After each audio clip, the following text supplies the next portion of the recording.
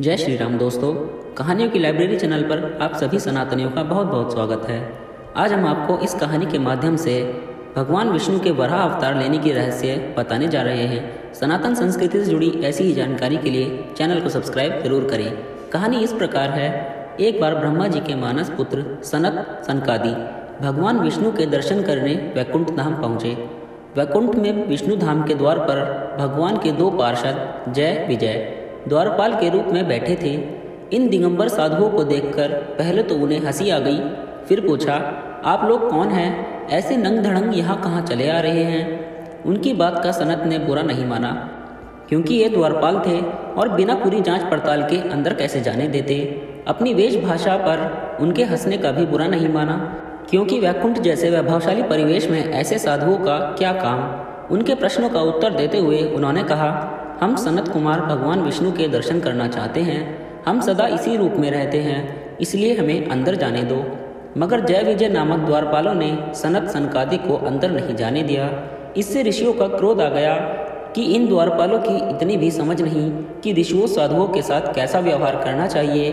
क्रोध में उन्होंने शाप देते हुए कहा, तुम दोनों ने देवों के साथ रहकर भी दैत्यों जैसा व्यवहार किया है, इसलिए अगले जन्म में तुम दैत्य कुल में जन्म लोगे। द्वार पर इस विवाद को सुनकर भगवान विष्णु स्वयं बाहर आ गए और सनत सनकादि को आदर से अंदर जाने को कहा। उधर जय विजय को दुखी देख भगवान विष्णु ने कारण पूछा तो उन्होंने आपने शाप की बात बताई।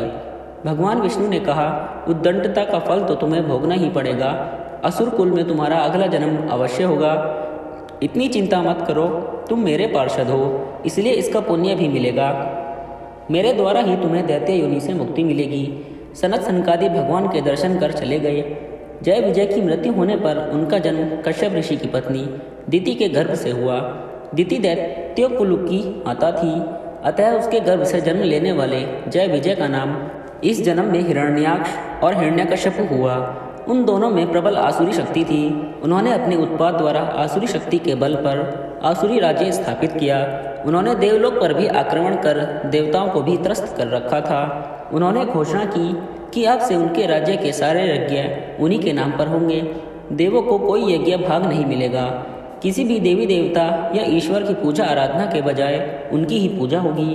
देवगण कभी यहाँ नहीं पहुँच सके, इसलिए मैं पृथ्वी को ही पाताल में पहुँचा देता हूँ। यह निश्चय कर हिरण्याक्ष आसुरी शक्ति के बल पर पृथ्वी को रसातल में ले गया।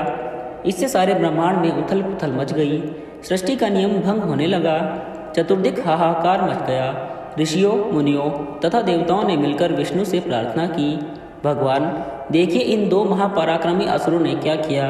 देवताओं का यज्ञ भाग छीन लिया, पूजा पाठ धार्मिक कर्मकांड समाप्त किए और अब तो समस्त भूमंडल को ही रसातल में ले गए। उठिए, कुछ करिए। ब्रह्मा की सृष्टि में बड़ा व्यवधान उपस्थित हो गया है। आप ऋषि मुनियों तथा मानवों के रहने का स्थान बनाएं।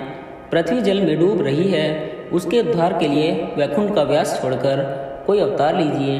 भगवान विष्णु ने देवताओं तथा ऋषियों को आश्वासन दिया, जब पृथ्वी पर पाप का भार ज़्यादा हो जाता है तो उसके उद्धार के लिए मुझे अवतार लेना ही पड़ता है। आप लोग निश्चिंत होकर जाइए, मैं कुछ करता हूँ। देवताओं के चले जाने पर भगवान विष्णु ने नीचे देखा।